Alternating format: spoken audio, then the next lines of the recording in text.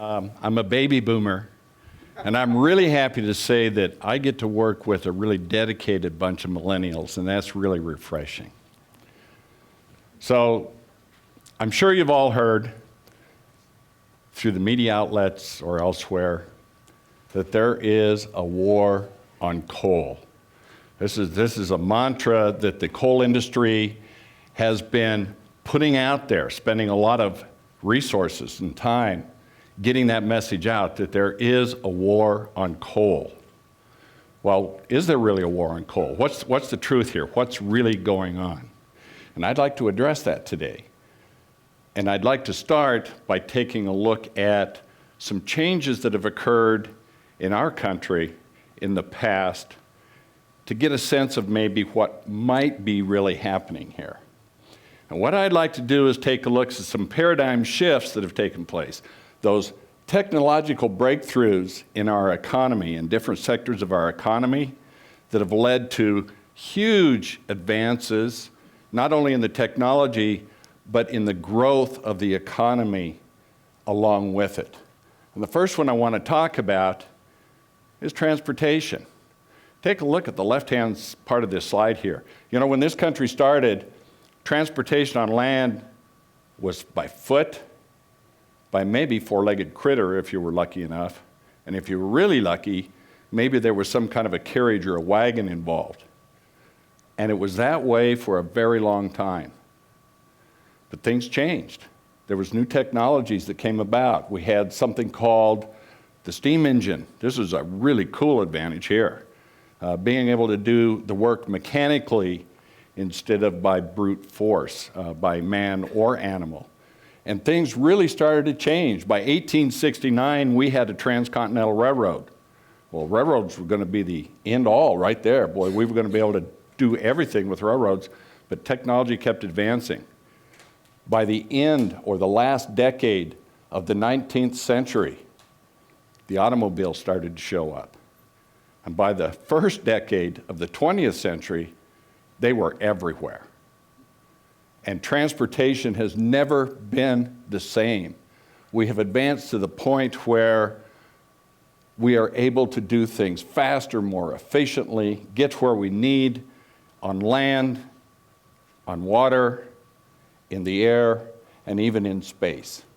And along with that transformation in our economy, that technological transformation, we have gone from a support system that included wheelwrights, blacksmiths, sail makers, boat makers, to the point where we have a huge infrastructure supporting transportation today.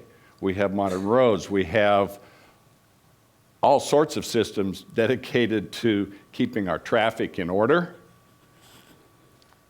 Engineers, designers, a huge, huge infrastructure, and transportation is a very, very, very large part of our economy today. Big paradigm shift in our economy. New technology making the old, in essence, disappear. Do we still have horses? Yes. Do we still have carriages? Yes. But they are mostly thought of as artisans these days, the old blacksmiths, and so on. Another paradigm shift, big one here, and I'm going to kind of bring together three ideas: communication, computation, and data. In the old days, we used to do everything by hand. If we had to calculate numbers, do it by hand. You wanted to correspond with somebody, you wrote a letter, put it in the mail, and the Pony Express delivered it. Everything was done by hand. Business ledgers were done by hand. This is the way it was done. But things started to change. New technologies came along, and things started to change. We got to a point in that transformation where we had things like telephones. We had things like typewriters. We had things like slide rules. And I can tell you this, when I got ready to go to college, the last year of my high school career, I took a typing class because I was told that when I wrote papers in college, I was going to have to type them. They wouldn't accept anything else these days. That was the new thing. We had to type our papers. I can also tell you this. The first year, the very first semester of my college career in engineering, I used a slide rule. That was our calculator. Well, things changed. Things kept advancing. And they started advancing even more rapidly. We had a computer when I started college, and it took up the full basement of a building on campus. Wow. And I got to use that. My typing skills came into place. Had to sit down at the old type machines, and with my program written out, I had to do these punch cards and submit decks to the computer center to do what I wanted to do on a computer. Boy, that was amazing technology. But that wasn't the end of it. Things kept steamrolling forward until we are where we are today. There is, in that photograph on the right of that slide, more computing power in both of those devices than there was in that computer in the basement of that building on campus when I started college. And with those devices, we have access to information from all over the world at our fingertips. We can stay informed, we can keep in touch, and we can even be in control from anywhere in the world with our communication and data system, our computational system of today. It's absolutely fabulous. Where will it go into the future? Well, I'm not sure. But it has sure come a long way. And what has happened to these old things? What happened to those dial phones? What happened to the slide rules? And more importantly, I'd like to ask a question. Did the maker of those slide rules call up their congressman and say, hey, there's a war on slide rules. We've got to do something about this. There are people out there building a thing called a calculator, and they want to take my business away from me. No, they didn't do that. The same way with the old transportation modes and methods, so too with the old communication, calculation, and data methods. They changed, the businesses changed, they morphed, they adapted, they innovated, or they simply went out of business. But they certainly did not call their congressman, I can tell you that. I'd like to relate a little bit of personal story about what I have done. I left academics about 27 years ago. I wanted to be in business. And in particular, I had this idea that renewable energy was going to be the future. So I wanted to be part of that future. So I looked for a business to buy, and I found one. They had very few products, and those products were kind of old-fashioned. And the revenues of this business were declining quite rapidly. Sounded like a great buy to me. So I bought it.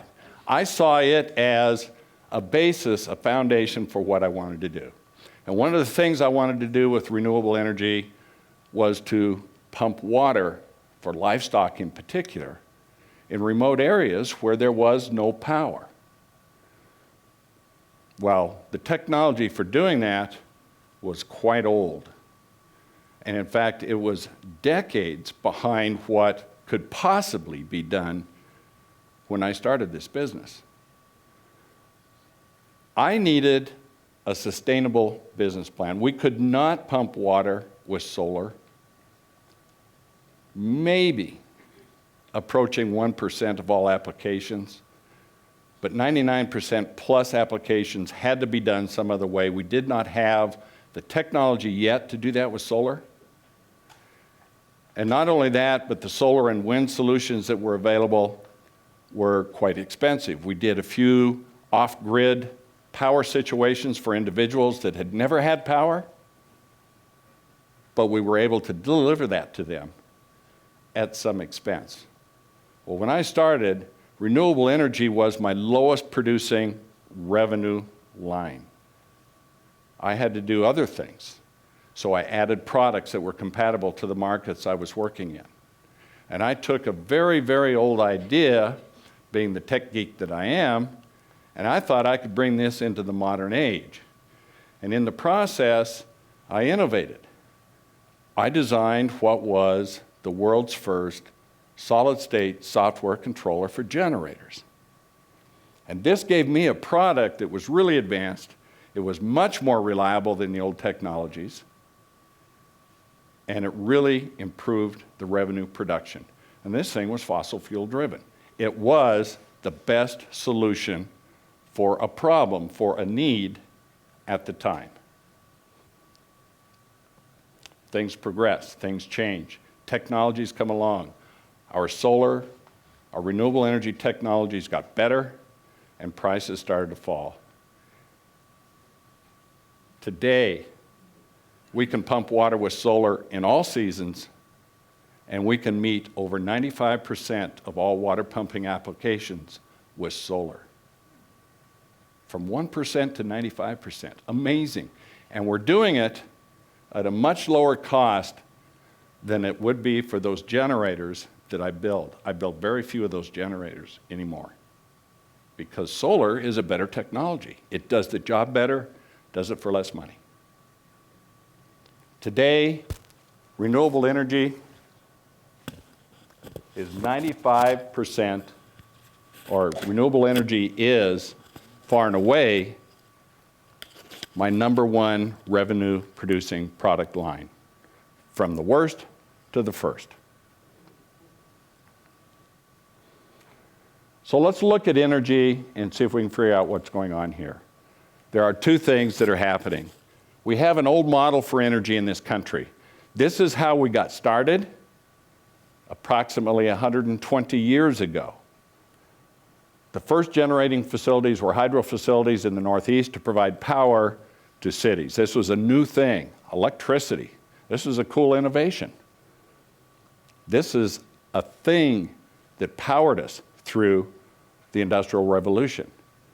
Hydro was joined by coal-fired facilities, and we eventually saw other large central facilities like nuclear, natural gas, but they all followed this same model of being produced in very large plants, and then that electricity was shipped down the poles and wires to the end users.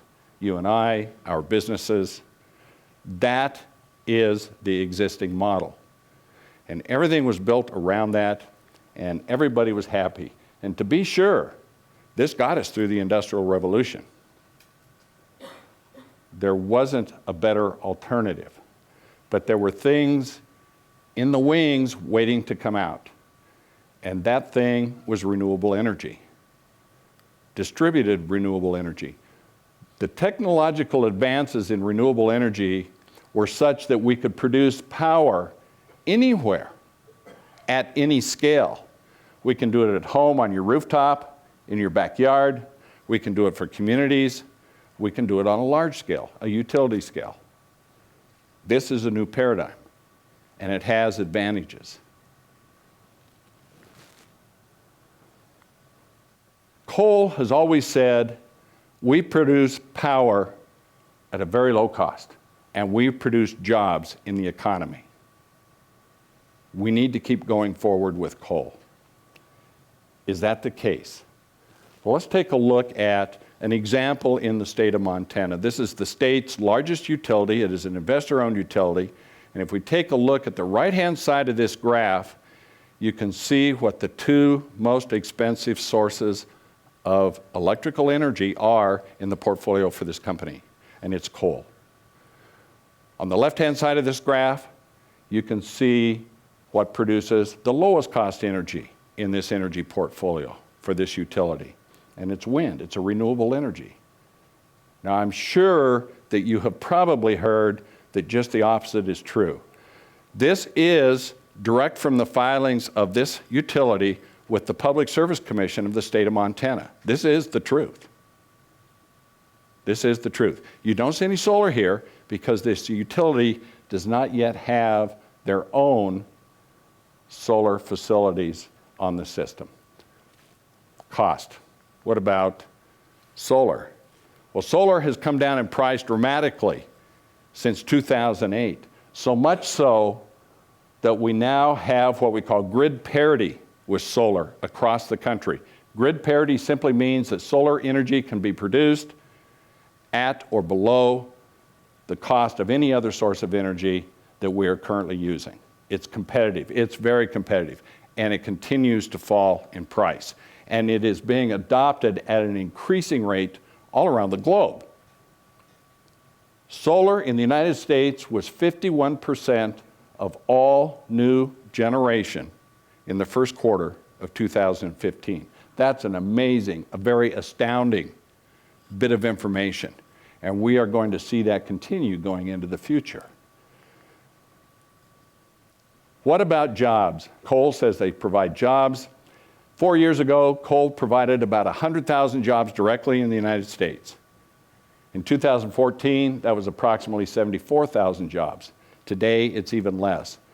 Jobs are being lost in the coal sector. Is it because of the war? Or is it because we are in the midst of a technological shift? Solar, on the other hand, 4 years ago was about 80,000 directly employed in the solar industry. Today, that number is over 208,000 people directly employed in the solar industry. It's an amazing number, amazing number. It's a very labor-intensive industry.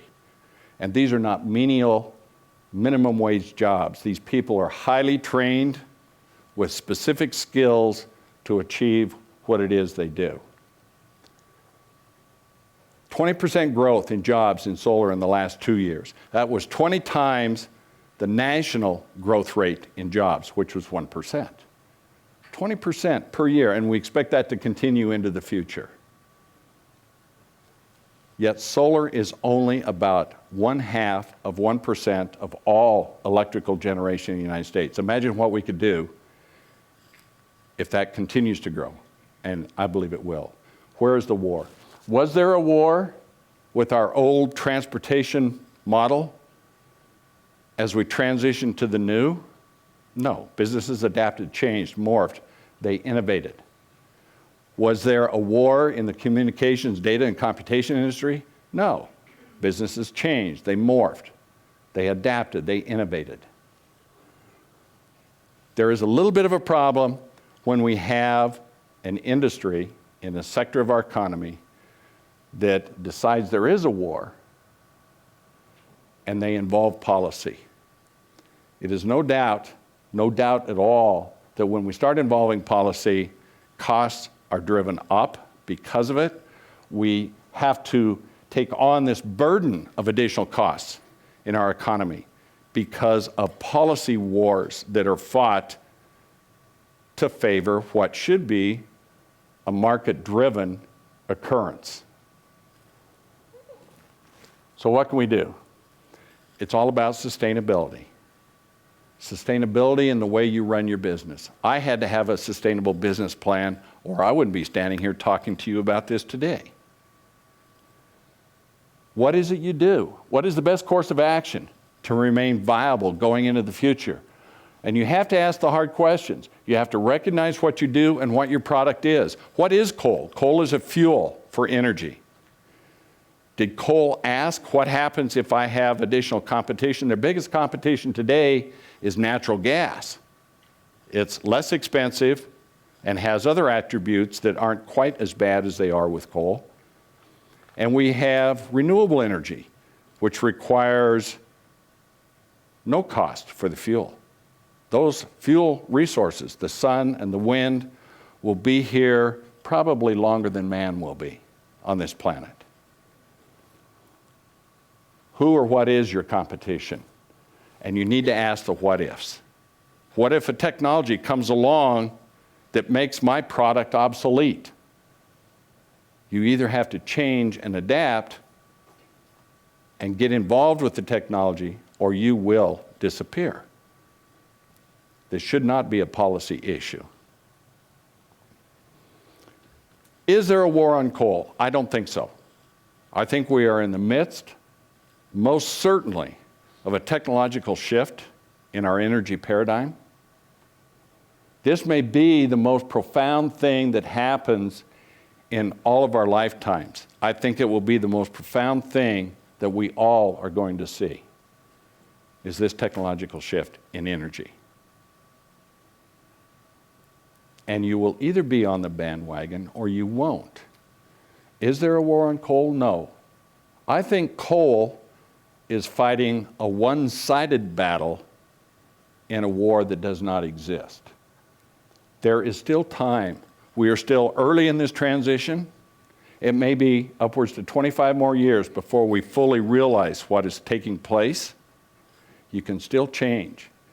You can change your business model. That is what needs to change, not policy, the business model. And you can be part of the solution. You can retask your resources, your human and financial capital, and become a part of the solution, and you can be part of the energy future. Are you in the coal business, or are you in the energy business?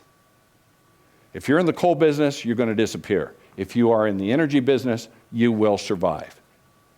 And if you make that choice and make those changes, your shareholders will thank you. And I thank you for this opportunity.